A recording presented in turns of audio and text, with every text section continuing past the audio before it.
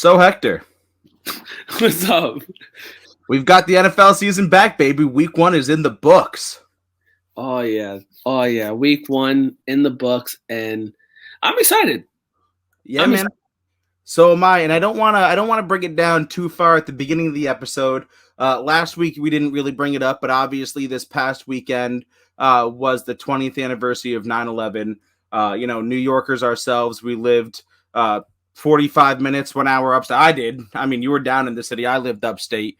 But we obviously just want to, take a moment, for all that happened and all that, everyone that passed away. Just take a moment, hug your loved ones. Unfortunately, that day taught a lot of people, that you never know what tomorrow brings. So, God bless, and I love you, brother. Yeah, for sure. We when it comes to that tragic day, I still remember where I was. I was 9 years old. Manhattan was devastated. A lot of people lost, and a lot of more people lost during the war over that. So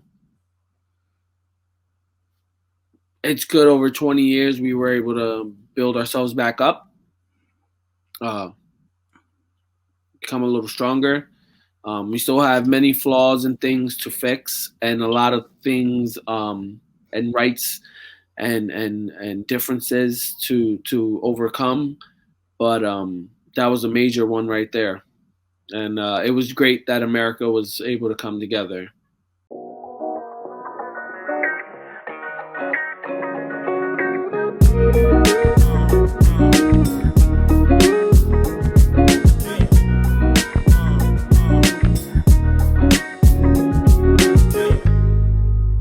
Hello, and welcome to another episode of Breaking Down the Tape.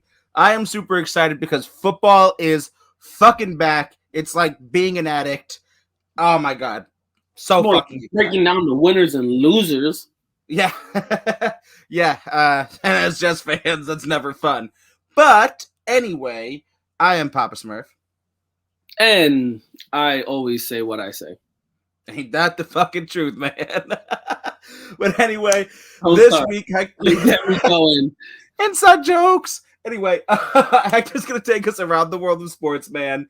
We're gonna answer last week's trivia. I've got a couple of shout outs, brother. We had a bunch of people answer, so I have a couple of shout outs from across various platforms. Yeah, I've seen a few people answer. Yeah, I'm hyped with it. We've got around the world of the NFL. We're going to be talking about and breaking down basically all of the games, giving some basic recaps and stuff like that. I want to thank everybody, by the way, who showed up to our Thursday night football live, when we were watching the opener for week 1, Cowboys versus Bucks. That I expected to have fun. That was far more fun than I fucking expected it to be. That was far more people than I expected, even though it was like 3 people. Right. Well, all 3 of those people, if you noticed, really just came to see my son. And then after halftime, I mean, we dipped after halftime, so I couldn't tell if they dipped, but we all know they would have dipped anyway. So, hands down. But anyway, man, let's just get into this bitch. Let's go ahead and take us around the world of sports. So I got a quick around the world of sports, and I want to start off over in the, I guess it's a new category, the celebrity boxing category. One, if no one noticed, apparently Conor McGregor and MGK went at it at the Met Gala.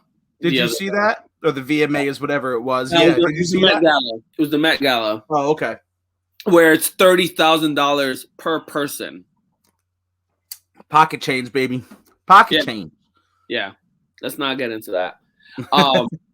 But Anderson Silva fought Tito Ortiz in a celebrity boxing match. And in the first round, I thought that was going to be a hands-down really good matchup because they're both really good MMA fighters and really good, like, hand-to-hand strikers.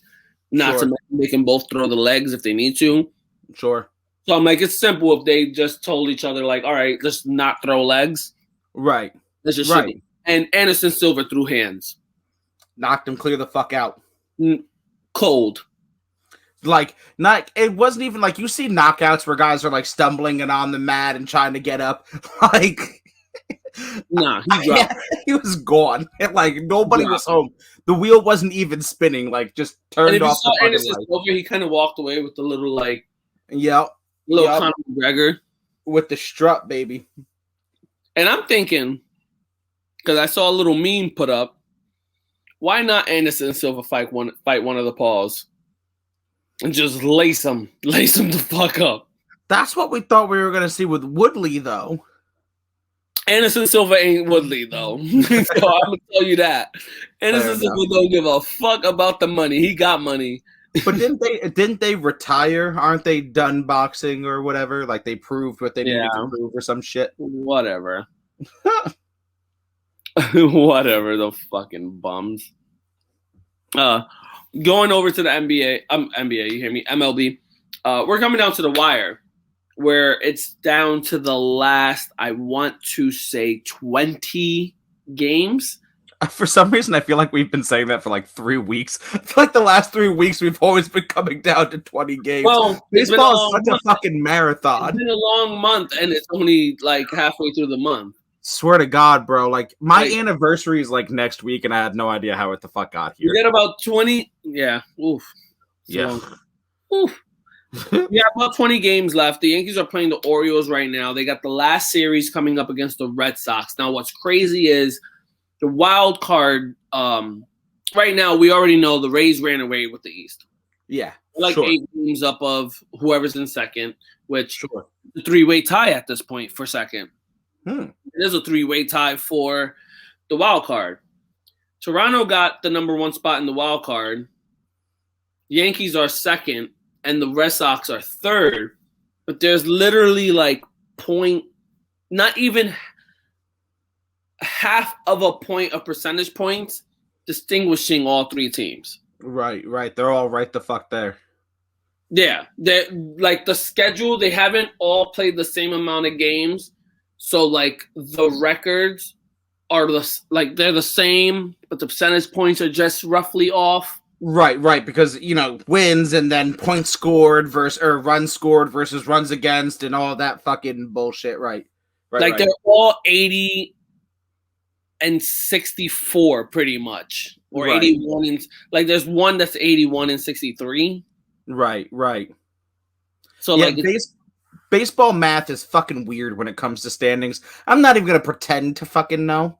But all I know is that if my team has more wins than your team, I'm generally in good shape. It's a straight-out battle right now for who's going to take that wild card spot. Like 81 and 63 for Toronto, 80 and 64 for New York, 81 and 65 for Boston.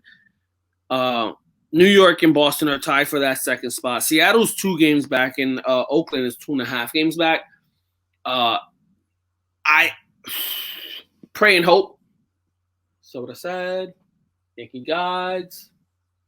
I want Toronto and Yankees to make it just so I can take a bigger poop on Boston. Well, the Yankees need to win the fuck out, and they especially need to win that final series against the Sox. That's really the make or break right there.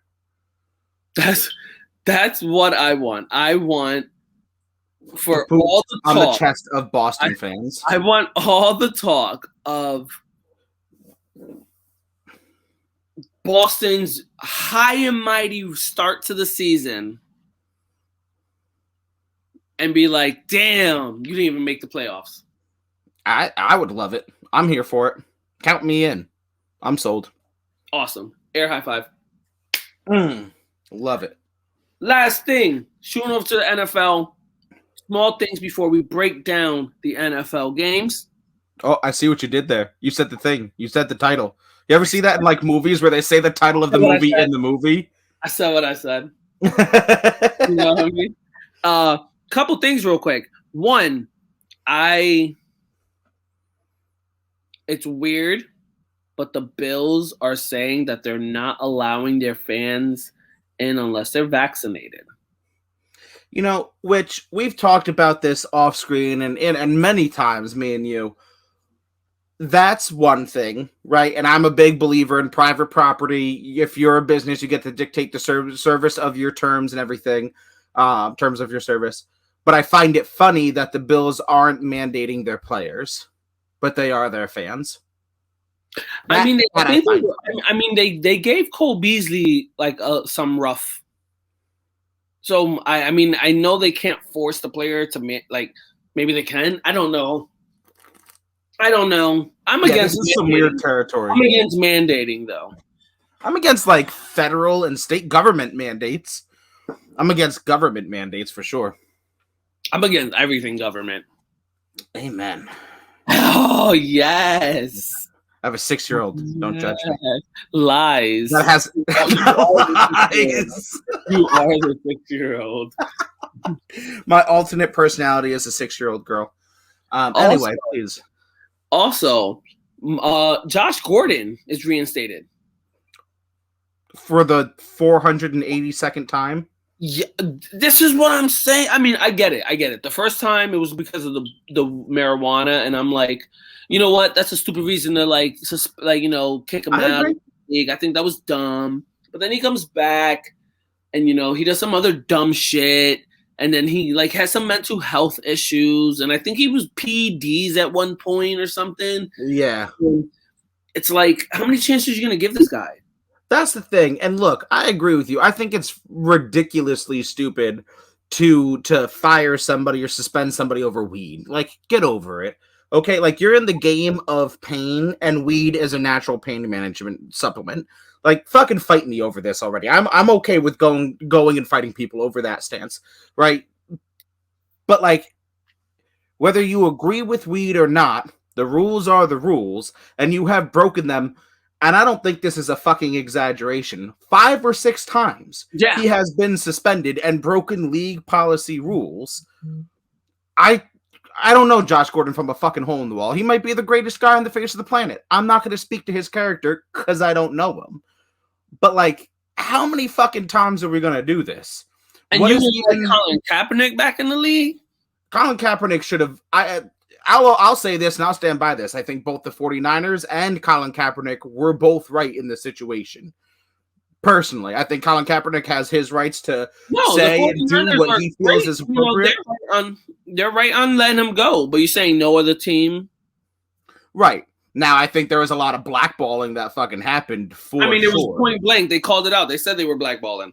100%. But no, how many chances are we going to fucking give Josh Gordon? I think that's...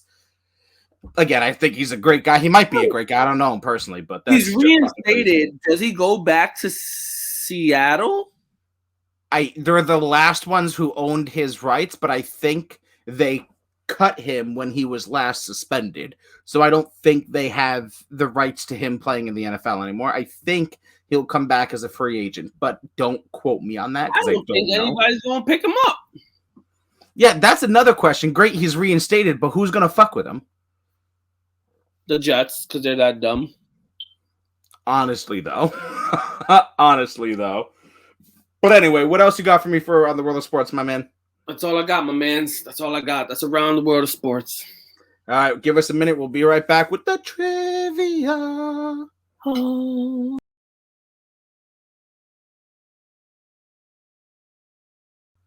So last week... Gucci gang. Last week? I don't even know how to respond to that.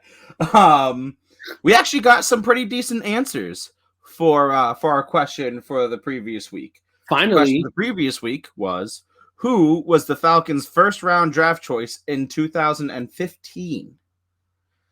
So. Everyone said Michael Vick. You're wrong. Nobody did. Actually, almost everybody was right. So, I'll start off on TikTok. TikTok, real_Sam Darnold, we are friends with. So I think he's a Jets fan. I don't know, because he always comments positively towards the Jets, but his name is real_Sam Darnold, so I don't know. But he said... Might be Sam Darnold. Sam Darnold's burner account, that shit would crack me up. But he said a linebacker. I don't remember his name. So we're giving him like a partial win here. We've got DZ Money 24. So I don't remember if you remember DZ from a couple of times that he's hopped on lives in the beginning. He's been off for a little bit, but he got it right. Vic Beasley Jr. On IG, No Bull Sports Guy got it right with Vic Beasley as well. Facebook, Joe Maldonado didn't cheat this time and got it wrong. He got Keanu Neal. That's because he didn't cheat. That's right. And Quentin A on Twitter. Quentin A made my life very difficult because he didn't post like a written answer. No, right? He didn't know. He knows exactly where CMC went to high school, don't you know? But Quentin A posted a GIF of Vic Beasley Jr. like chest bumping somebody, but the way he did it is you can only see the name and number for a very brief second. I had to watch that GIF probably 100 times to actually understand what he was trying to give me for an answer. But in the end, he got it right. So if you haven't picked up on it now, so it's not CMC. It's not CMC. It was in fact Vic Beasley Jr. This week we haven't talked about it, but I have my handy dandy little calendar. So Clues. Oh, don't even get me on Steve, man. I didn't. You brought it up. You said handy dandy calendar. All right, fair enough. That's my bad. I fucked up. Which receiver caught 16 passes? I don't like this one. This is so fucking general. Fuck that one. You got a big ass crayon. I know you got a big ass crayon. I do have a big ass crayon, but that one I didn't like. That was too general. I don't like that one, guys. We're doing this live. Apparently, I don't like any of these. We should have probably thought about this ahead of time. Who was the oldest person at the time of their induction into the Pro Football Hall of Fame? I'll give you options because this one's crazy hard. So again, who was the oldest person at the time of their induction into the Pro Football Hall of Fame? Ed Sable, Gale Sayers, Steve Belichick, Ralph Wilson Jr. So one last time for the fans. Who was the oldest person at the time of their induction into the Pro Football Hall of Fame? Ed Sable, Gale Sayers, Steve Belichick, or Ralph Wilson Jr.?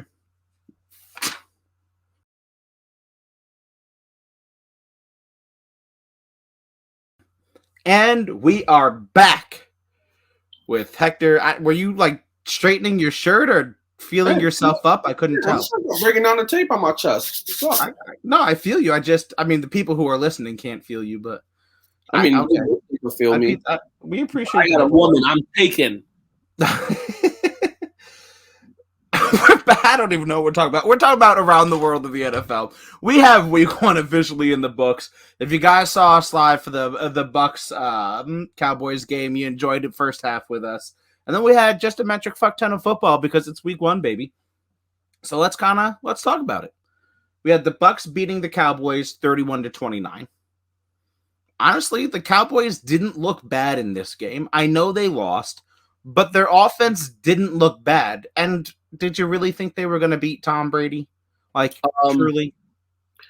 Their defense couldn't have been worse than last year. So they actually played, decent on the defense. Their offenses, do what they do. Yeah. And if they could hit a field goal, they won. That's the story of the fucking game. Right, is Greg Zuerlein. No matter how close you got, you could put him on the 5-yard line. Shit, you could have kicked the field goal in for him, and it still would have missed. If he could hit a field goal, they won. So 2 things here. A, to Dallas's defense, you gave Tom Brady the ball back with a minute and a half. Yeah, you fucked up. Secondly, Greg Zuerlein left 7 points out on the field that game. 2 missed field goals. A whole touchdown. Yep. Yeah, Greg Zuerlein was, and to his credit, he owned it. Not like you can't own it, But to his credit, he did. But he left the whole ass touchdown out on that football field. Missed extra point, a missed 34-yarder, and then a missed 60. I'm surprised the man still has a job. Bro, I would have cut him. Because especially the first I was miss. at halftime, bro. Halftime. You're done. Kaput. Go back, drop your shit off, and get in your car, and you can watch the rest of the game from the house. The first missed field goal was the 34-yarder. It's not like he missed the 60-yarder and then was like, oh, okay, you know, that's excusable. Like, he shanked a 34-yarder. Like, good hold, good snap, laces out, Dan, and fucking shanked it. Wow. He kicked that shit straight into the 50-yard line. Wow. And by the way, one thing that I've learned on TikTok, apparently you can set settings in certain fantasy leagues that kickers only score points when they miss. So in those leagues, Greg Zuerlein scored like 25 fucking points. He probably scored 99 points. Right? Like, so whatever. But that's really, Hector, you put it nail on the head. That's the storyline of the game is if you could make a field goal, you would have won this game. So the Cowboys, although I'm not... The whole hoopla on ESPN and everything the next morning, and everybody's takes would have been like, holy shit, the Bucks lost. The Cowboys are going to the Super Bowl. Cowboys are crazy good. What's going to happen to Tom Brady and the Bucks now? Like, it would have been, oh, man, an uproar. Oh, yeah. Oh, yeah. Dak looked good, by the way. Just want to throw that out there. It was not his fault. He did look good. That offense did good. That offense did what they needed them to do. No run game, though. No run game. No. Fucking Zeke. Oh, my shit the bed for me. Anyway, let's move on. We're staying in the NFC East because the Eagles put up 32 points to the Falcons 6. I'm not shocked that the Eagles beat the Falcons. Let me be clear. I am shocked that it was 32-6. I'm slightly shocked that the Eagles beat the Falcons. Ridiculously shocked that it was 32-6. Yeah, what the fuck? Like, I didn't get to watch this game. Out and bald. I didn't get to watch the game. I've got to go on Game Pass and watch the, condensed version because I just got to know what the fuck. Like, Jalen Hurts apparently played a great game. What'd you say? Jalen Hurts went through 3 TDs. I'm saying Devonta Smith looked pretty good from the highlights that I saw. I've got a question for you because it came up on SportsMe, it's come up on TikTok, it's come up on Twitter. Are we sounding the alarm on Kyle Pitts? Kyle Pitts did not look great. Are we? Oh my God, he's a bust. I think 4 catches for 60 yards. Yeah. So are we like? I mean, what do you expect from him? Like, he's a tight end. He's not a number 1 receiver. Like, what are you like? People, yeah, you hyped him up to be something crazy. Like, he's not gonna. If you expect him to go out and beat Travis Kelce off the rip, you're wrong. And even Travis Kelce isn't the number 1 receiver on the fucking Chiefs. That's fair. I mean, I had to. So I didn't see the rest of the battle, but I had to go at Drunken Monkey, who we had on a couple weeks ago, who came out and was, remember when everyone said that Kyle Pitts was supposed to be the next greatest tight end in the world? Was oh my God, blah blah blah. And I was like, Monkey, are we starting like the Monkey overreacts segment? Is that what this is gonna be? Because it's week 1, my dude. It's let's pump the brakes here. It's week 1. Okay. Yeah. Let's chill out. But like, no, for the next 16 weeks, they could break the fuck out. Right. And look, I'm a Kyle Pitts truther, right? Like, I think Kyle Pitts is more wide receiver than he'll ever be tight end. But I am wholeheartedly a Kyle Pitts truther. Give it some time. It's week 1. How many times have we seen, like, Tom Brady and other players start week 1 and 2 like absolute dog shit and then come out and ball out the rest of the season? So, I mean, and we'll talk about overreactions for week 1 and quarterbacks when we get to Green Bay, but we'll get there in a minute. We've got the Steelers 23 over the Bills 16. Now, I was a little shocked about this. I want to spend a little bit more time on this. The Bills didn't seem to have an answer for Pittsburgh's defense. I felt like Pittsburgh was just able to do whatever they wanted against Josh Allen, against just the entire Bills offense. This is not what I expected out of this game at all. Even Ben Roethlisberger looked good. This is not what I expected.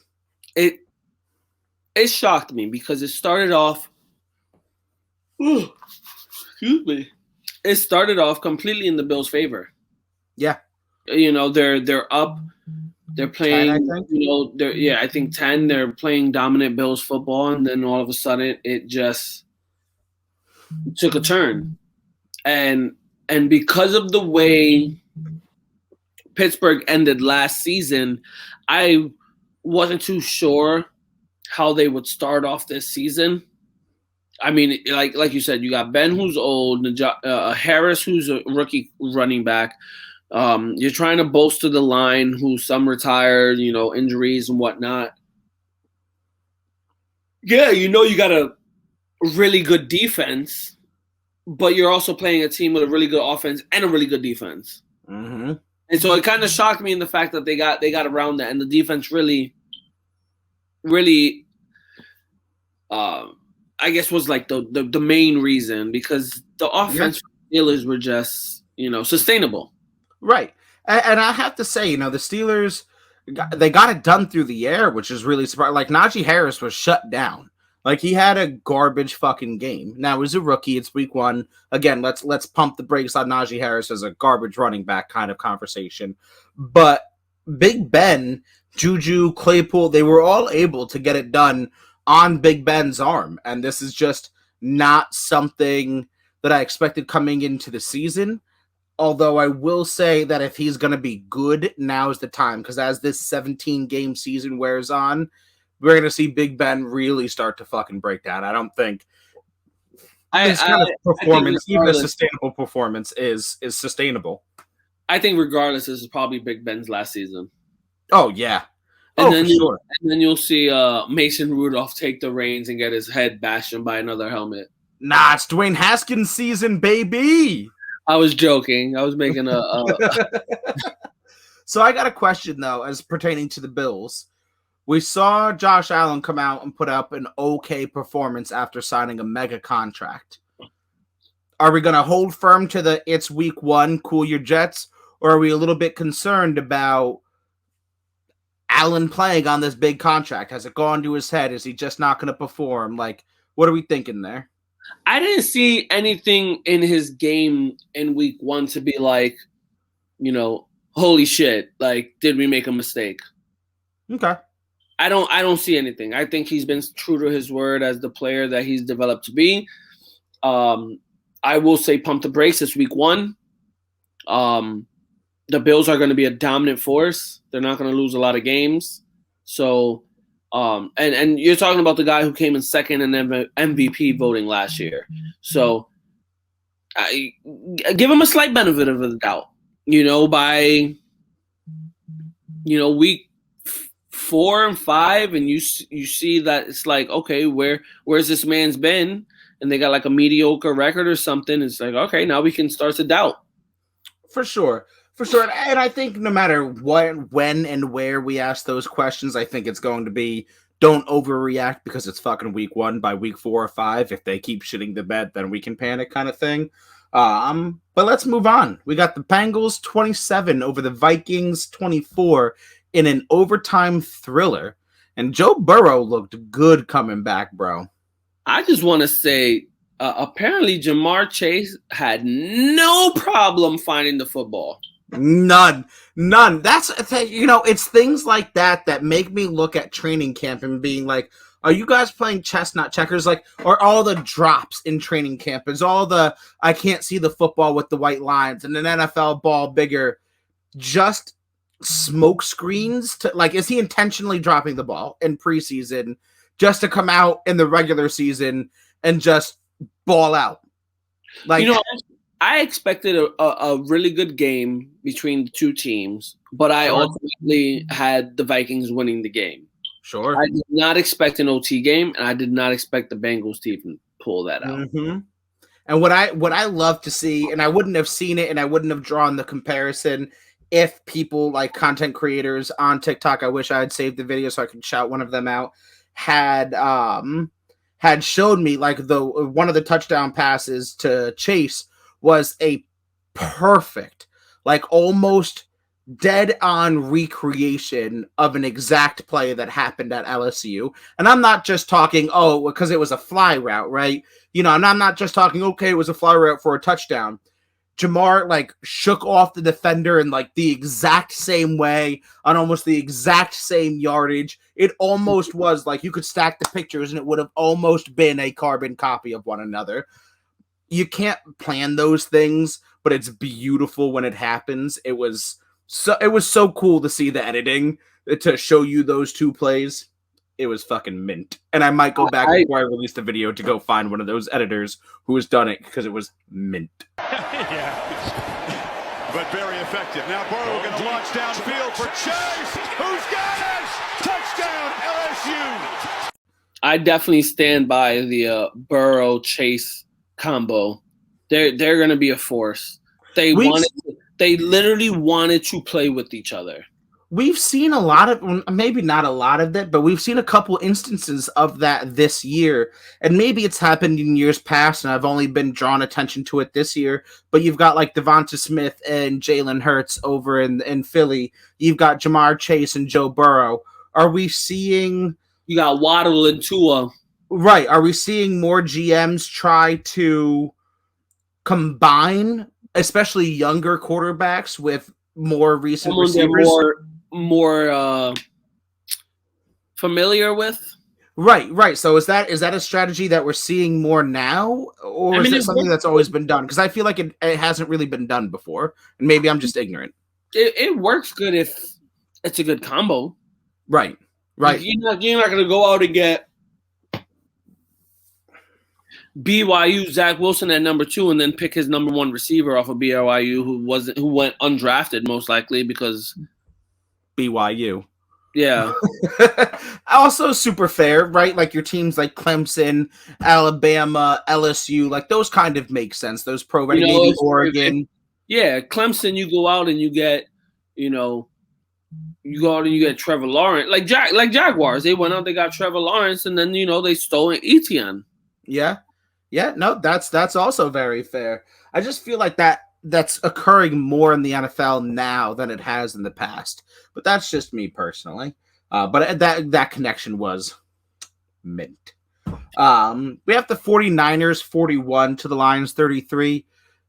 Do not, for the people who just look at box scores, do not let this score fool you as if the Lions actually had a snowball's chance in hell here.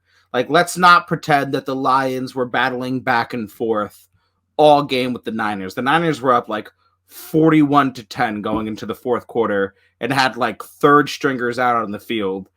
And then Jared Goff went off. So the first okayest quarterback right. had a decent game. Barely. The 49ers lost one of their corners. Yep. I know the Lions lost their top corner, Okuda, yeah, Jeff Okuda. They lost him. Mozart went down for the season. Yeah, Raheem Mostert with the Niners. Raheem can't be healthy for any season. Yeah, man, that's tough. That's tough. Every season, every fucking season, every damn season.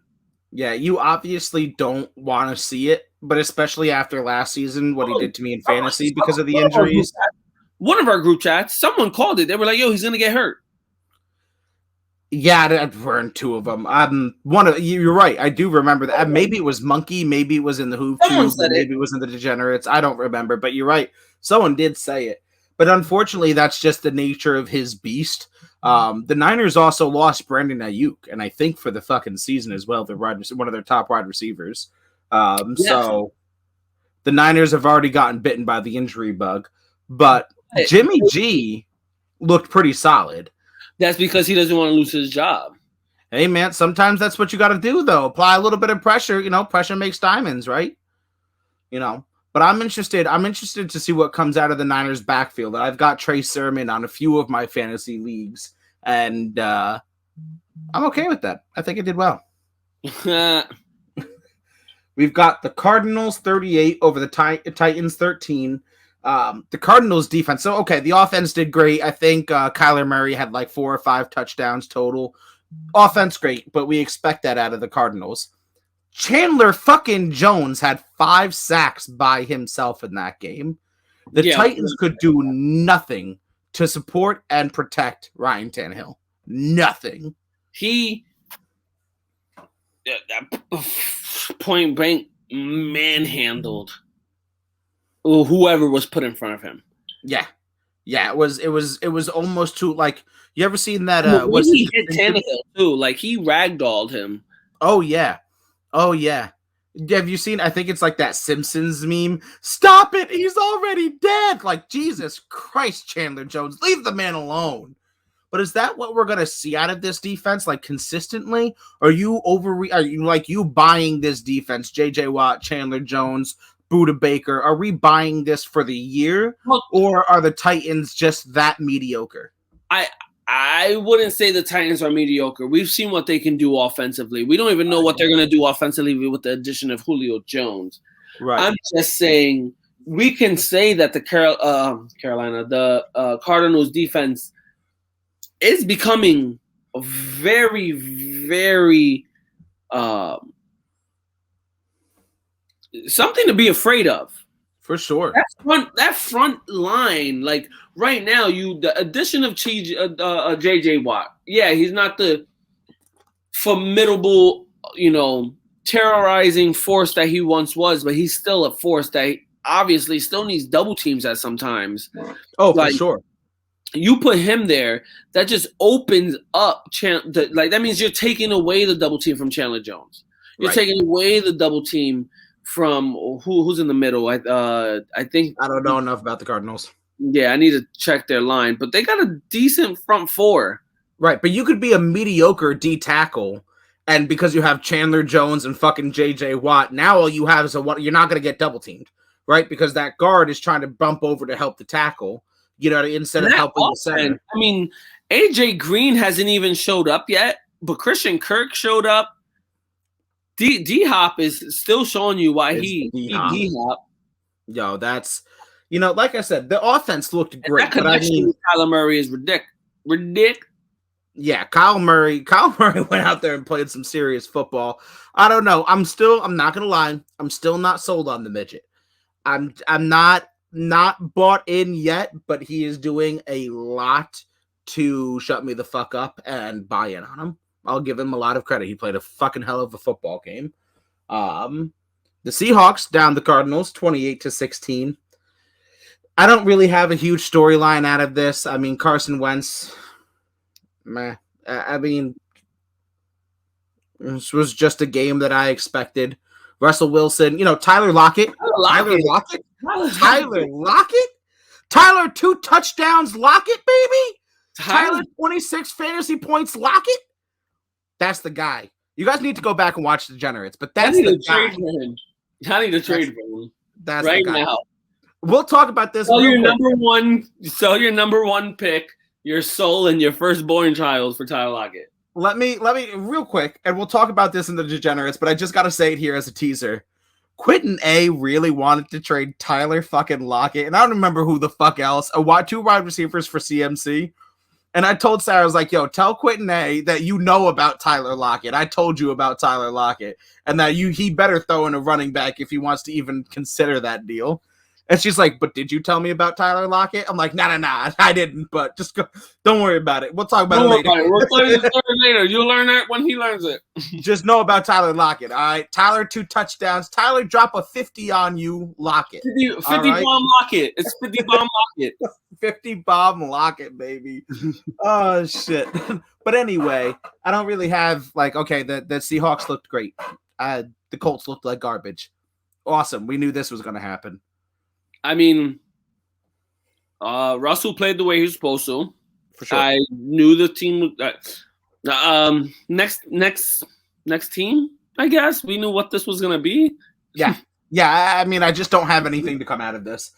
Sorry, Colbs. Colbs, I'm sure would love us to like suck the dicks of the Seahawks, but I've got nothing for it. Chargers, Washington. Big thing out of this. Fitzmagic is pretty much like done for a long time. He's got a he's retired. Now he's got to be.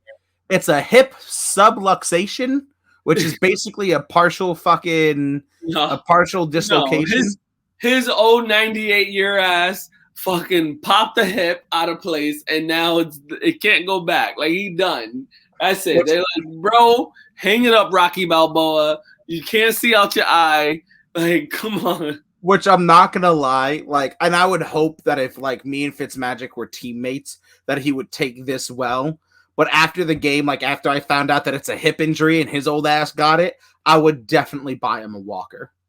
Like I'd have to. Like, and I feel like he would take it well because he's got a great sense of humor. But bro, you're like 30 something in the NFL. You is old as shit. You've been in here like 15 fucking years. You're trying to be like teams. Brady. Like, you pretty much are Brady, but without the rings right. or wins. Right. And I mean, on the opposite, he's like the opposite of, like, he's like Brady's little brother. Kind of, yeah. Yeah, except Harvard educated, which still blows my mind. Yeah. Not that he's ever stupid. He just doesn't look like a Harvard fucking stuff shirt to me. Chargers 20, obviously Herbert looked good. You know, I had not a lot of concerns, but you're always concerned about a sophomore slump. We did not see that in week 1 out of Justin Herbert. I think he looked just as good as he did last year. No, 100%. He still has his great connection with Allen. Mm-hmm. Even, I think they've had an injury at running back, but with Austin Eckler, they still managed to run the ball effectively. Yeah. They bolstered their defense. I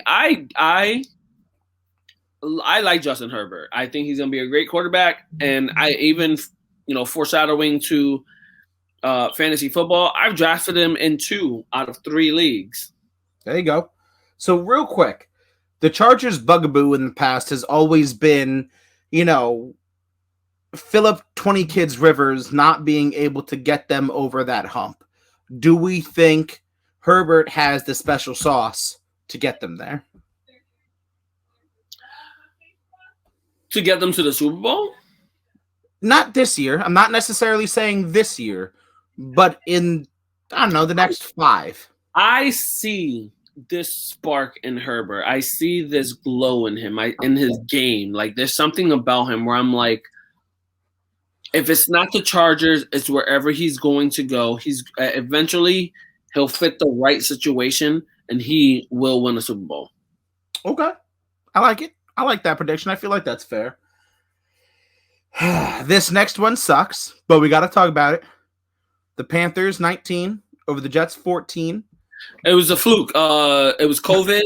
Roger Goodell told the Jets that if they didn't lose, they were banned for life. Mercury was in retrograde. So let's get the shit out of the way, and then we'll go to the good. The Jets sucked offensively in the first half. Sucked. Zach Wilson was scrambling for his fucking life. The run game, I think the most rushing yards that any running back had on the Jets was like 24. You know what I mean? Like, it was just, and that's the whole game. The first half is just terrible, though.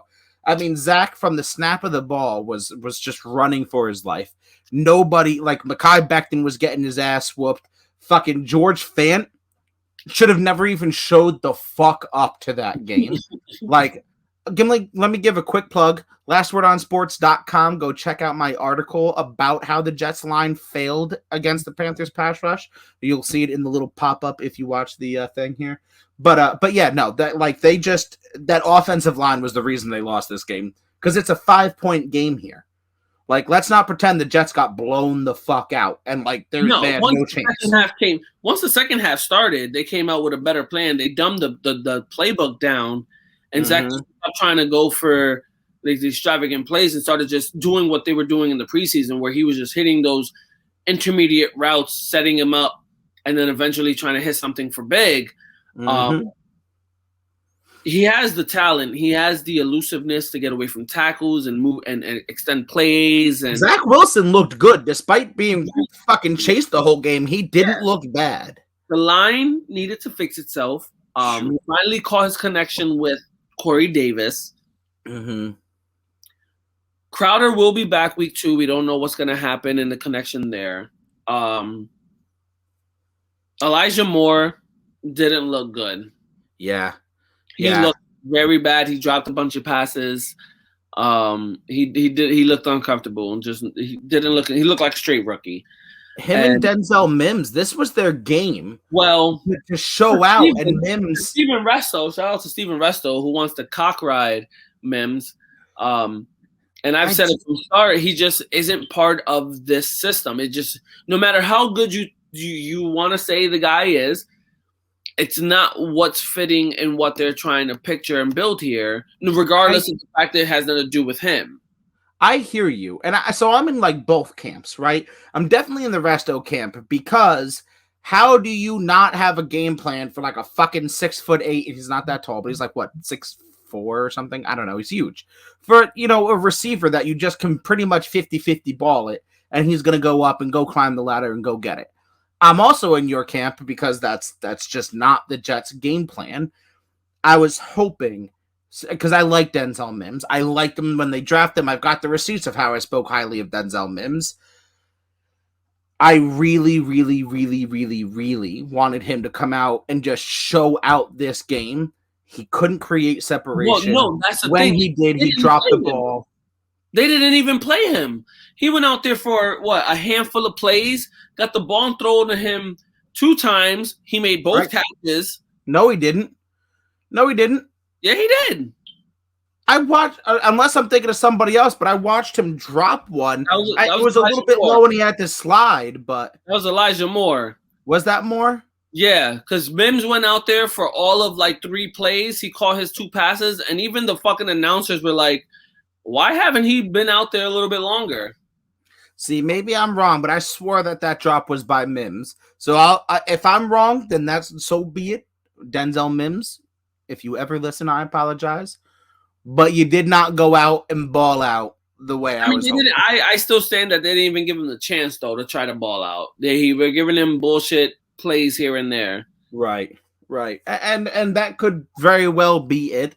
I really wanted him to go out and do better. I really wanted him to take this moment to shine, and maybe it comes to, maybe you're 100% right, is they just really don't have it in the game plan to showcase him, and which sucks. But bringing it over to the defensive side of the ball, the Jets look really solid. I mean, Sam Darnold, I want to go back and check the receipts. We almost called exactly what Sam Darnold's stat line was. So we went off for 270 yards passing, 1 touchdown, 1 fumble. I said he would throw 2 interceptions. I did throw the fumble in there. I was wrong on the interceptions, but we were right. I think you said 270 to 230. I think I said 250 to 300 or whatever, or 270 to 300 is what you said. And I think we each said 1-2 touchdowns. So we were damn close to his stat line. Really, the only time that Darnold balled out was when he hit a 57-yarder to Robbie Anderson. And I hate to break it to you. You knew that was going to happen. Yeah, you knew that was going to happen. Yeah, Robbie Anderson's the fastest man on that particular football field. It's going to happen. So it's one of those things that I'm willing to be okay. It happened on the Jets. It even happened on the Jets. You knew eventually a Sam Darnold to Robbie Anderson connection was going to happen. Right. Robbie Anderson's going to beat you on a post at one given time. Yeah, it's bound to happen. So that I'm willing to let go. But really, Darnold was relegated to dinks and dunks to McCaffrey. Who the Jets held under 200 total yards. From the rip, the first 5-6 passes were all to Christian McCaffrey dunks. I'm willing to bet you for Sam Darnold, the ball did not travel. So he threw 270 total yards or whatever the exact stat line was. He did not throw through the air. The ball did not travel through the air for more than 120 yards. I don't think he put that ball in the air for more than 120 yards. You got 57 to Robbie. Right. But the rest of them were like 3 to 5 yard passes to McCaffrey. And then he'd go off for 11, 14, 15 yards. Or you know hit what I mean? And big. look, Christian McCaffrey is not one of those guys that you're going to stop. So containing him to under 100 yards passing and under 100 yards rushing and no touchdowns, And not gonna lie, CBs. that's a victory for the Jets. I'm taking that victory. CBs. Yeah, that's a victory. I'm gonna go ahead and call the Jets defense a victory on the night. We lost by 5 points with just a garbage first half. Imagine if that first half wasn't as shitty. And our run game, we didn't really have much of a run game either. No, now, like I said, I think the Jets rushed for a total of, I don't know, 60-something yards, if not even that, 50 to 60 yards. And their highest producer was Tevin Coleman at like 24, 25. So, or maybe 27. So, no, I mean, I'm hoping that George Fant gets benched. Morgan Moses gets the start. I'm hoping that Mekhi Becton can firmly remove his ass from his head. Speaking of that, he's out 4 to 6 weeks because of a dislocated kneecap. And he's going for a second evaluation to see if he needs surgery. Right. So, I mean, you did. We lost LaMarcus Joyner on defense. We made a couple of signings today. We picked up a linebacker and a punter because Brad Mann, who I am a man stan, by the way, got fucking hurt like second punt of the game. By the way, Matt Amendola booms it. Fucking punt. Our kicker can send punts. I'm not gonna lie. If you're a kicker, I've always stand by it. I said what I said. If you're a kicker, you should be able to punt. I agree with you, but just the reality of today's game is that they don't. But Matt Amendola came out there after Brad Mann, I think it was the second punt. It was the first 66-yarder. Just booted a bitch. Bullshit. It was the first punt of the game. He goes out there. He gets fucking hit. And they call a flag on the Jets. Make him go out there to re-kick, and you know he can't kick. Yup. And Matt Amendola is definitely the player of the game for the Jets.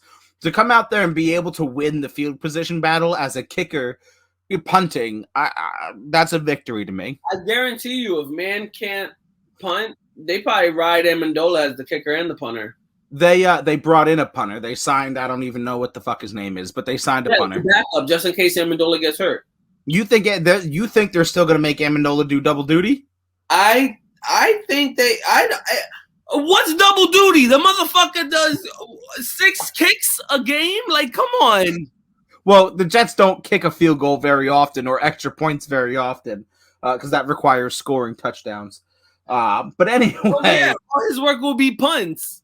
Moving on, or not moving on, right before I move on, I will say, although I really wish the Jets beat Sam Darnold because a revenge game, I'm not disheartened by this loss. No. They didn't. Now, again, the offensive line looked like shit in the first half, but you really saw what Zach Wilson was made of, and I like what he's made of. I'm cock riding.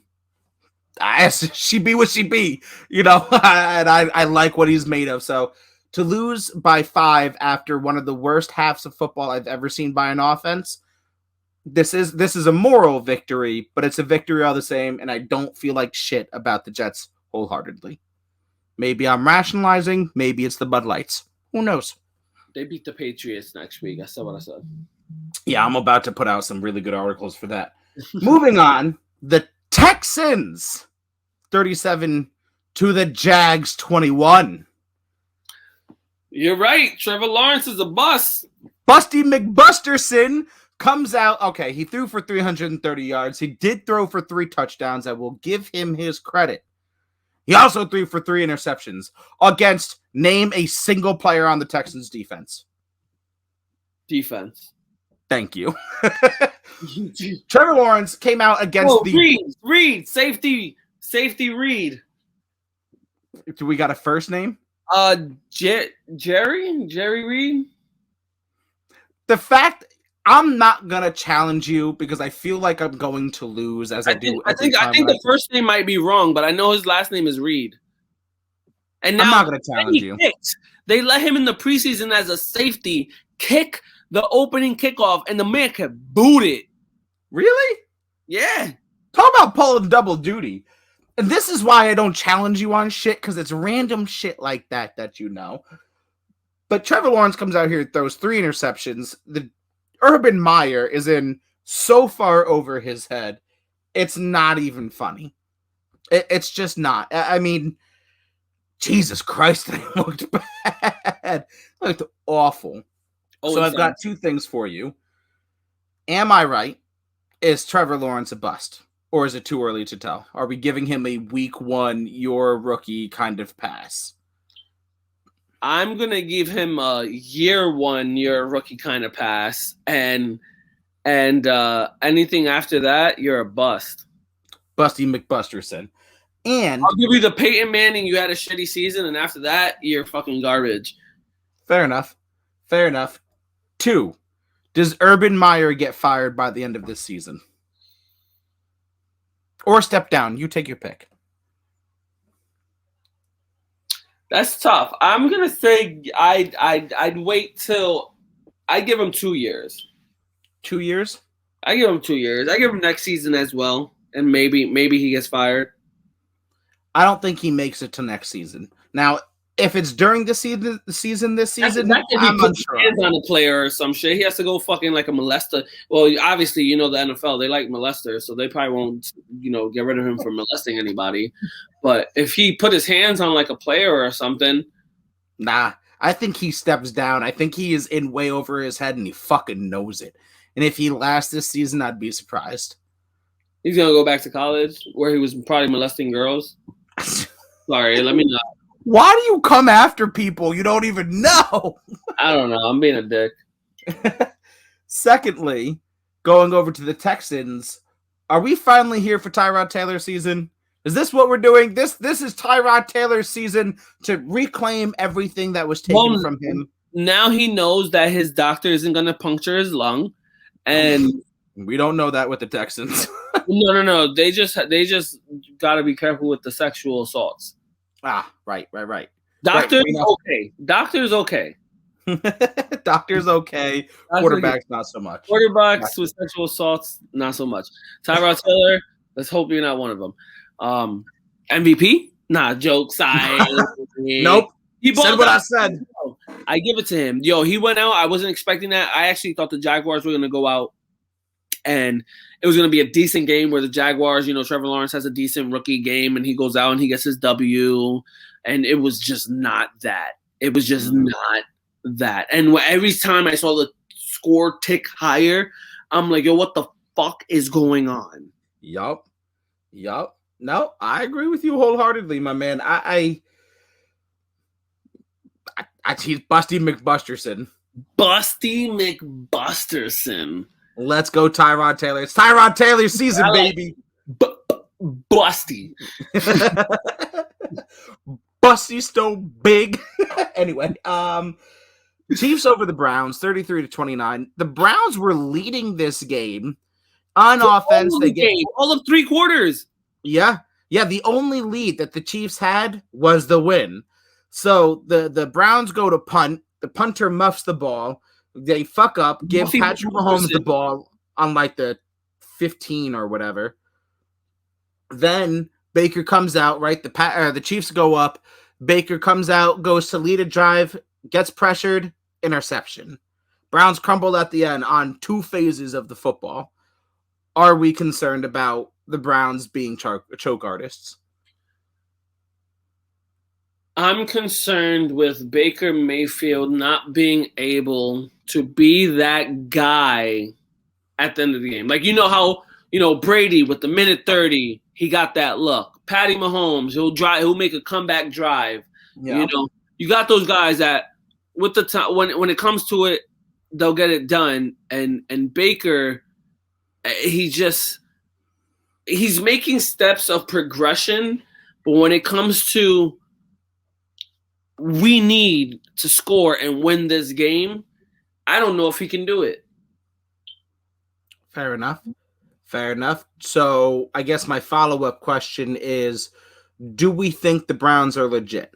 So to recap, the last couple of games we've seen, beat the Steelers to get to the playoffs, beat the Steelers in the playoffs, got into a dogfight with the fucking Chiefs in Kansas City, and then get into a dogfight again with Kansas City, obviously losing both times to Kansas City. Are the Browns legit or not? Or is it basically what you just said with Baker Mayfield being their issue? I would say the Browns, all around, if you're just looking at the Browns, they're legit. They got a great defense, a great offense. Baker is the type of quarterback that even, like you said, if you have the greats of everything else, even a mediocre quarterback that can get a pass completed can take you to the Super Bowl. For sure. So Baker can get you there. Can you get someone better at the quarterback position to get? Yeah. But the team, if you're looking at the team as a whole, they're for real. Fair enough. Fair enough. So are we predicting any sort of serious postseason run out of the Browns? I got the Browns winning that division. Okay. Okay, do we see them AFC champion contenders? They can be AFC champion contenders. They got to figure out how to get past Patty Mahomes.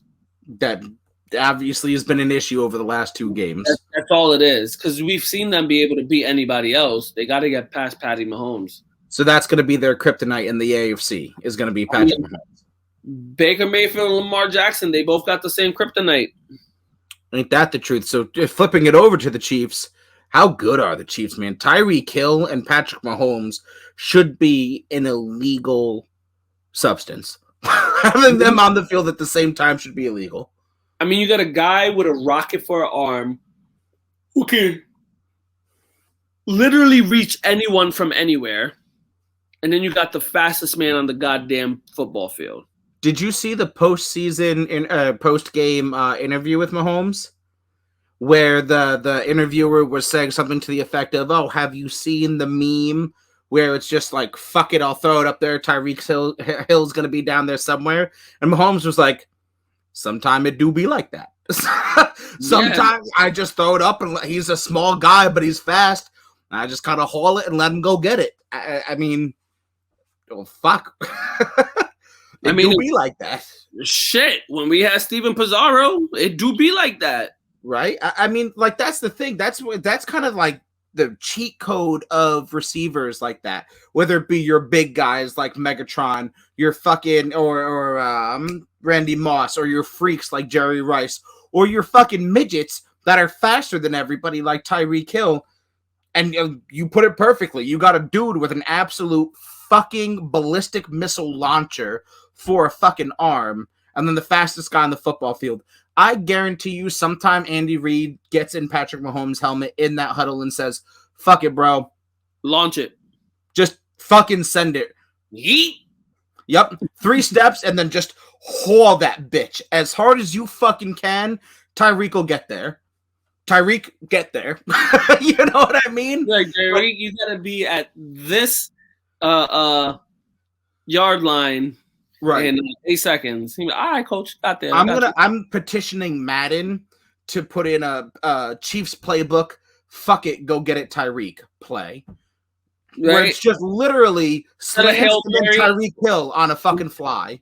Instead of Hail Mary, the playbook is just gonna say, "Fuck it, go get it." Yeah, yeah, and it's just gonna literally be only one receiver, and it's gonna be Tyreek Hill just screeching down the fucking field.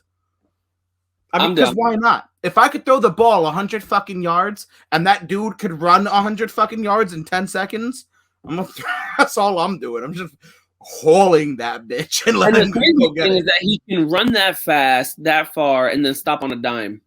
Yo, that's, you know what? To Tyreek Hill's credit, we talk a lot about, everyone talks a lot about his speed. He's the fastest guy on the football field, all of that.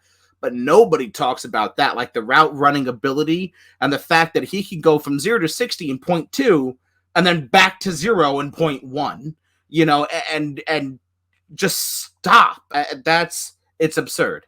And that's why I see them all like keep shifting, and he just fucking turns another angle, and he's just fucking gone. Mm-hmm. He's a shifty little dude, bro. I got to give him a lot of credit. We've got the Dolphins over the Patriots, 17-16. This was a good game. This was a really good game. It's a good game. What? Anyone over the Patriots is a good game. Ain't that the truth? And now I got a lot of people, Ghost, who's coming at Mac and Cheese as if he was shit because they lost by 1. Man, Mac did just fine. He had a fine stat line. Leave him alone. The Dolphins just had a better defense. That's what it came down to.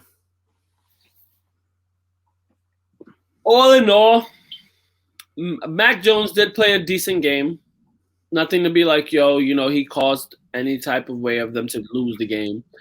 I'm not too fond of the offense. He needs more weapons. I'm not going to lie. Sure. Mac Jones could be a great quarterback, but he needs more weapons. The defense, we already know they're out with, I think, McCourtney's out. Yeah. So they're Gilmore's out. Sorry, not McCourtney. Gilmore's out. So that's their top DB. The Dolphins didn't show me anything too crazy either. Right. Tua had some connections with Devontae Parker, but it was an unentertaining game. And it just so happened that it came out to who was able to, care more. Yeah, I agree with you. Nothing about this game made me feel like I learned anything about either team, right? Like, nothing made me say, oh my God, Tua's a bust, or Tua's great. Nothing's made me say, Mac Jones is terrible, or Mac Jones is great. I feel like this was a very unforgettable game that just kind of existed. It was just like, all right, they were like, all right, we made the whole week 1 schedule, and they could play each other. Right. Which, I mean, could define the season for the Patriots, but we'll see. I'll take it because the Patriots got back-to-back AFC East games, so I'll take it. Mm-hmm. Yeah, they got the Jets next week, and the Jets are at home opener next week, so we'll see.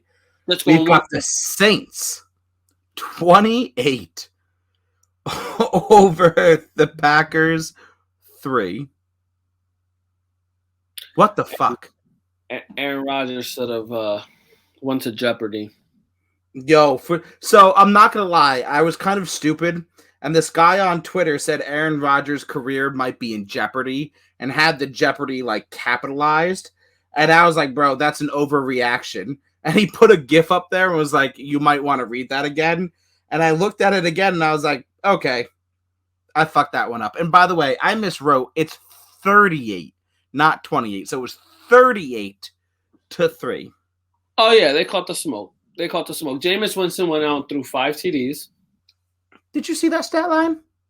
5 TDs for 148 yards. So everything was Slanty McSlantboy, but he wasn't even there.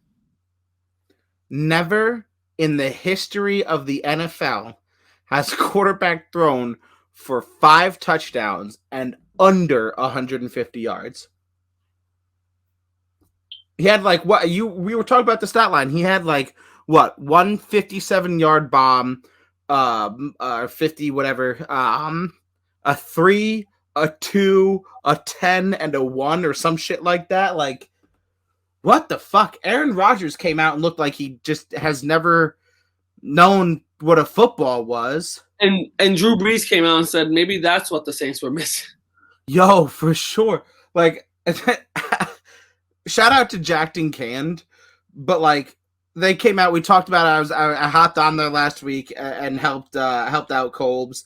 And we were talking about how a common theme on Jacked and Canned is how Aaron Rodgers is pissed. He's going to come out and play pissed. Well, he pissed the fucking bed in this fucking game. How do you lose in Lambeau 38-3? What? He even got benched at the end of the game. It was garbage time, but he got benched. They say, sit down, reevaluate your life. You were thinking too much about taking that Jeopardy job. Maybe Jordan Love will take over. Did Rodgers do all of this just to tank the Packers? Is he intentionally throwing the games? Is he longest yarding this? Wait. Who's their next opponent? We'll find out next week. Right? If they come out in another 38-3 loss, Aaron Rodgers is definitely betting against the Packers. Stay tuned for the Green Bay saga. Yo, for sure. That's going to be a storyline this year. We've got the Broncos 27 over the Giants 13.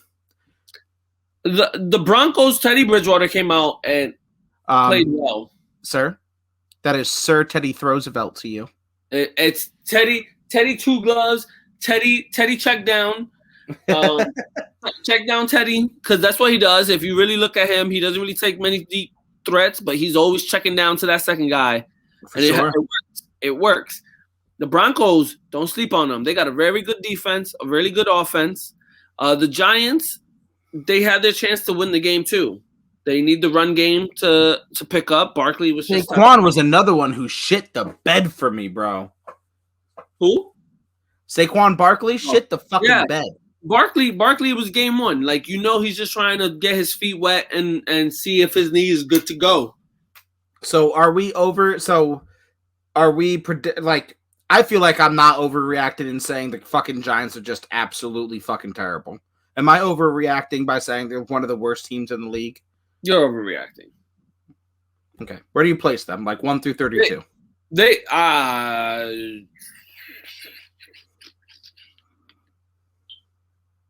23. I feel like their like ceiling is like 28. No. They got a really good defense. They have a really, really good defense. That's what I was betting on, and then they fucked me up. Doesn't help when your offense doesn't score and your defense is constantly on the field. Fuck the Giants. Fuck you. We've got the Rams beating the Bears 34-14. We saw this coming, man. Come on. Like, Matt Stafford's coming out. He's going to ball out. He's going to do his thing. And he did off of, like, the second play of the game. Did you see that rollout? Swung his hips back and then threw a dot. Like, it was... First of all, it was a dot. Why are the Bears living and dying by the Red Rocket? What are we doing with Andy Dalton here? Why are we redheads? They had sold their soul to a redhead, and you know what happens? Like, that's it. It's over. Matt Nagy. You got the live Annabelle doll as your quarterback now.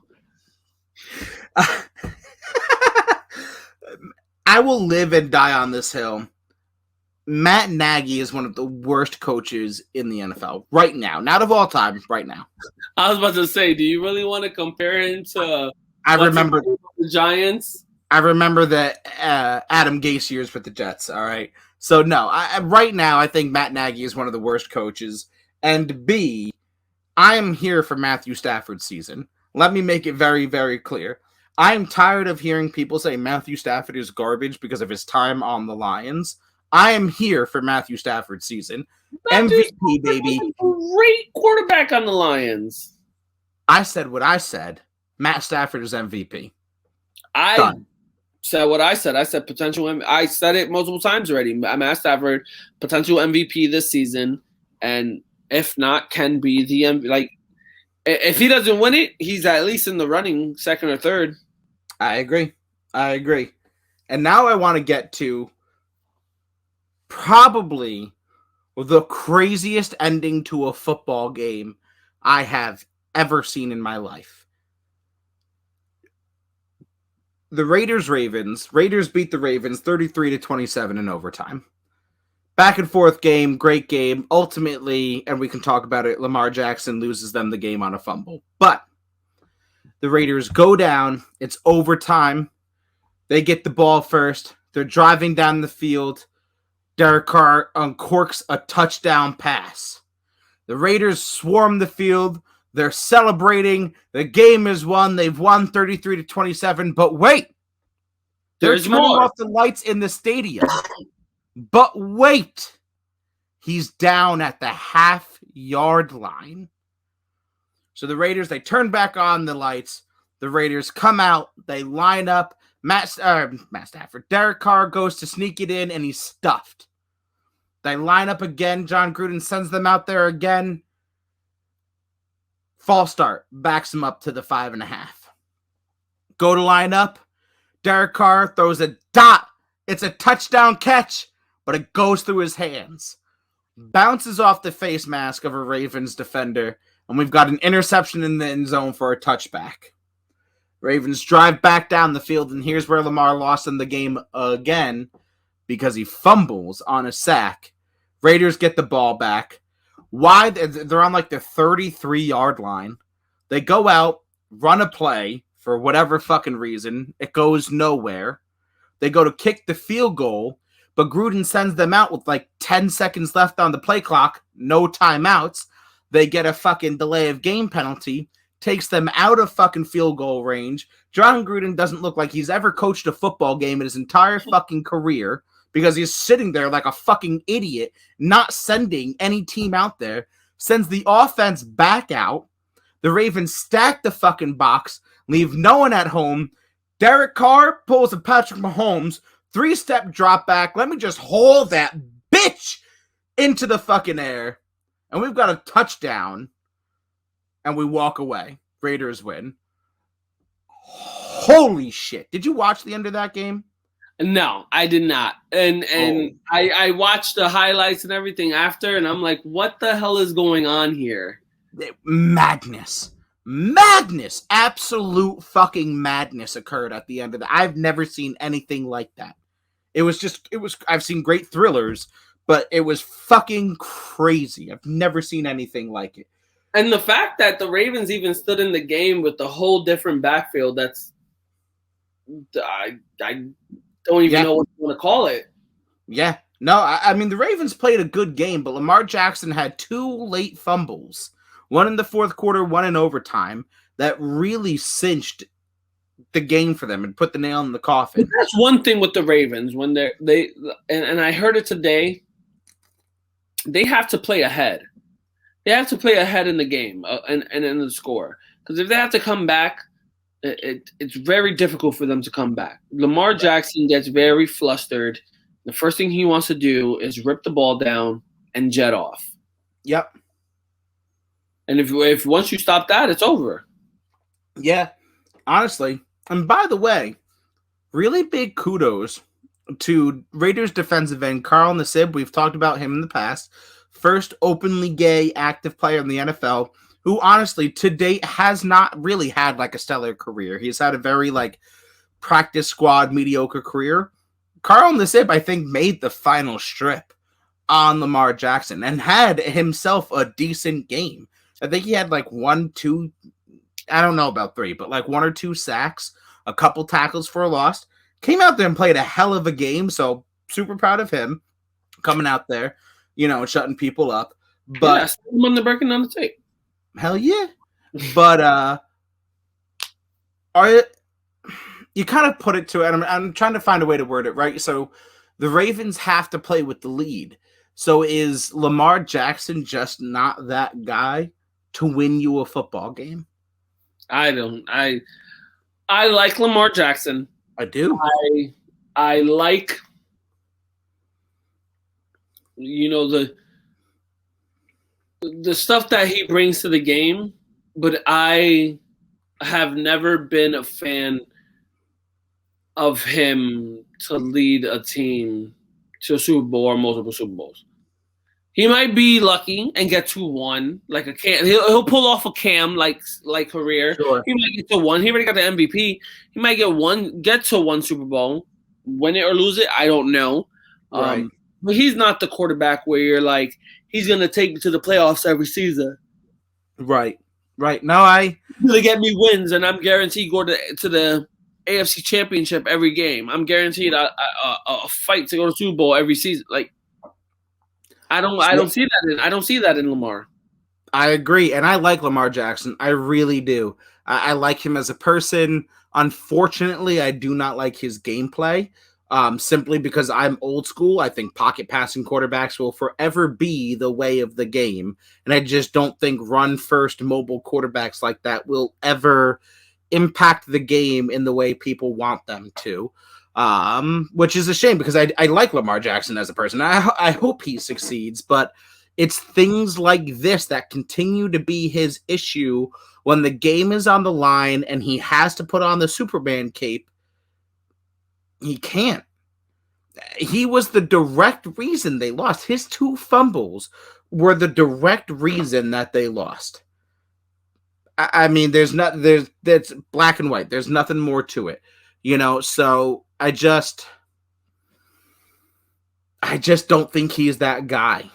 I just don't. And I would be surprised if the Ravens gave him an extension because he's playing in the final year of his contract. He got does he got his contract? No, not yet. He's acting as his own manager. So